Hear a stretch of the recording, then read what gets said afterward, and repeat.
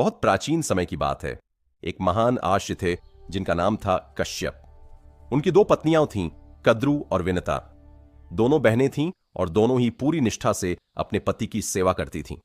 एक दिन कद्रू ने मन ही मन सोचा कि मैं इतनी सेवा करती हूं, लेकिन मुझे कभी कुछ मिला नहीं।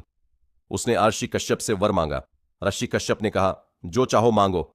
कद्रू ने कहा कि मुझे ऐसे पुत्र चाहिए जो अत्यंत शक्तिशाली हों, विषैले हों और जिनसे पूरी पृथ्वी कांप उठे। ऋषि कश्यप ने तथास्तु कहा।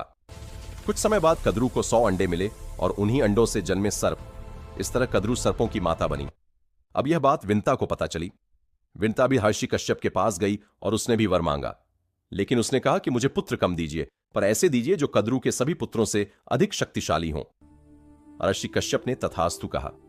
विनता को 2 विशाल अंडे मिले। समय बीतता गया। कद्रू के अंडे जल्दी फूट गए, नाग पैदा हुए और वे शक्तिशाली होते चले गए, लेकिन विनता के अंडे अभी भी नहीं फूटे। एक दिन विनता का धैर्य टूट गया। उसने एक अंडा तोड़ दिया। उस अंडे से एक अधूरा शरीर बाहर आया। ऊपरी हिस्सा विकसित था, लेकिन पैर अधूरे थे। उसने क्रोधित होकर कहा, माथे, आपने धैर्य खो दिया। अब मैं यहां नहीं रुक सकता। जब तक दूसरा अंडा न फूटे तब तक संयम रखना। यह कहकर वह चला गया। विनता ने इस बार पूरा धैर्य रखा। समय आया और दूसरा अंडा फूटा। उस अंडे से जन्म हुआ गरुड़ का। मानव शरीर, पक्षी का मुख और आकाश को ढक लेने वाले विशाल पंख। गरुड़ जैसे ही बड़े हुए, उन्होंने देखा कि उनकी मां विनता नागों की दासी बना दी गई है। यह दृश्य गरुड़ के लिए असहनीय था।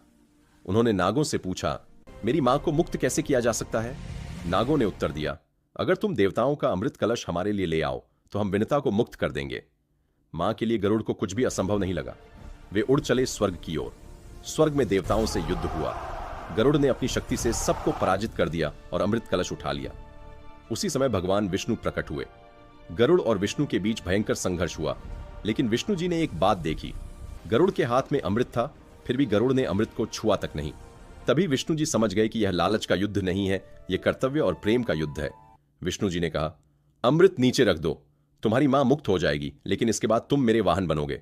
गरुड़ ने बिना सोचे स्वीकार कर लिया। अमृत कलश नीचे रखा गया। नागों ने विनता को मुक्त किया और उसी क्षण अमृत कलश अदृश्य हो गया। इसलिए सर्प कभी अमर नहीं हो पाए। गरुड़ बने भगवान विष्णु के वाहन। इसके बाद भगवान विष्णु ने गरुड़ को मृत्यु और उसके बाद की पूरी यात्रा समझाई। गरुड़ पुराण यही संवाद है। गरुड़ पुराण कहता है कि मृत्यु अंत नहीं है, आत्मा अमर है। शरीर बदलता है, आत्मा नहीं। आत्मा तब तक एक शरीर से दूसरे शरीर में जाती रहती है जब तक वह मोह से मुक्त होकर मोक्ष को प्राप्त नहीं कर लेती। जैसे ही शरीर की मृत्यु होती है, आत्मा तुरंत किसी लोक में नहीं जाती।